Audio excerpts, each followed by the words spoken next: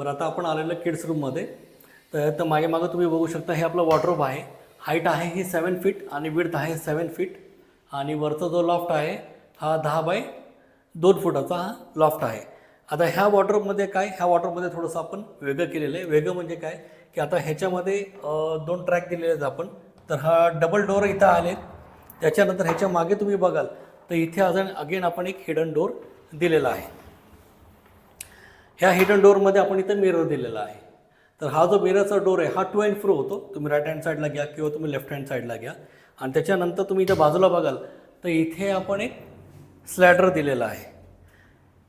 स्लॅडर द्यायचं कारण हे की जे डेलीवरचे जे कपडे आहेत ते आरामात तुम्ही इथे ठेवू शकताय वरती आणि खाली. त्याच्यासाठी आपण ऑप्शन दिलेला आहे.